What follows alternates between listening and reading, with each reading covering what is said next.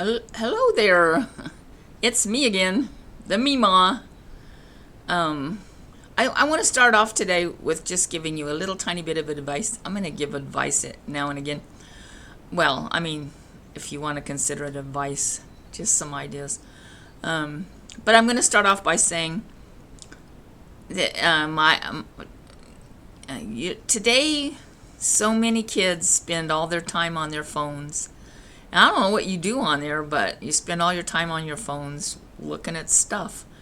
And I just want to say you need to set the phone down and be with the people that you're with. If you're alone, biggie, no biggie, do it. But if you're in a group or with somebody else, put the phone down and pay attention to what's going on around you, because trust me, you are missing so much that's going on around you. So you need to set the phone down and pay attention to that person sitting next to you. You know, when I was little, well, I actually, uh, way up until I got married, I guess,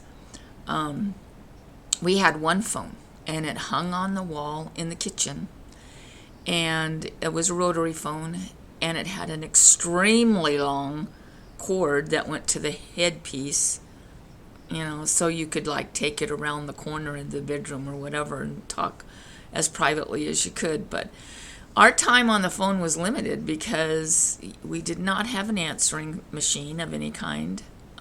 If a person called our house when somebody in the house was on the phone, they got a busy signal. And so you couldn't, I mean, the parents didn't want you to spend a long time on the phone because people would miss the call. I don't know why. Oh, it's over here. This line is here. This black line is over here. But I don't know how to get rid of it. So if anybody knows how to do that, let me know. Because I know it's bothersome. It shows everything wrong. Anyway, when I was little, our phone number was 44195. And we had a party line. So sometimes you'd pick up the phone and you could hear people talking on there, and they could hear that you picked up the phone, so you didn't stay and listen to their conversation. That was just rude. But so when we had the party line, we especially didn't spend very long on the phone. But we were real little then, so us kids weren't really on the phone. But yeah, and then at some point during my growing up years, they added Amherst to our phone number, so it was Amherst 44195. So if you guys ever hear the old song Beechwood 45789, that's what that's talking about. Kids nowadays wouldn't understand that, but they thought that we wouldn't be able to remember long numbers as easily as remembering prefix, and so they put these words, and I can't remember any of the other ones besides Amherst, but there were a whole bunch of different ones, so your friends could be some other thing.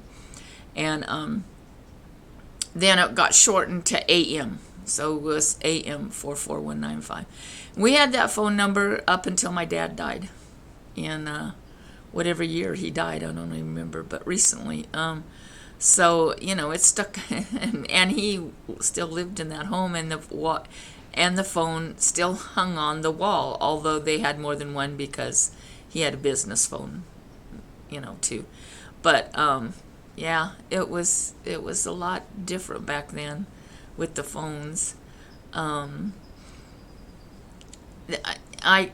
remember having time limits on how long we could be on there, and I remember stretching that, the cords were squiggly, curly, and you could just pull that thing forever. And our room was right off the kitchen, so we would pull that cord in there and try to get into our room as far as we could so that we could talk on the phone without everybody else in the house being in our conversation. So it was interesting times, and even though back then it seemed like such a pain. It's fun to remember. I remember especially this one time, my phone call story that I'm going to tell you.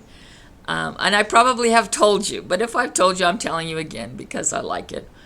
We were all home. I think must have been probably on a Sunday night because it seems like we were all in the living room watching television. And when we were kids and the phone rang, we would all make a beeline. We wanted to be the one to answer the phone, each one of us. And so this particular night, the phone rang and I jumped up real quick and said, I'll get it. And I ran into the kitchen and I picked up the phone and, said hello. And this voice on the other end went, "This is the boogeyman," only it sounded really, really deep and intense. And oh my God, it scared me so bad. I screamed. I dropped the phone. I went running back to the living room and all of a sudden thought, oh no, I dropped the phone, which meant that somehow this boogeyman could get in through the phone line. I don't know. I ran back and picked it up and hung it up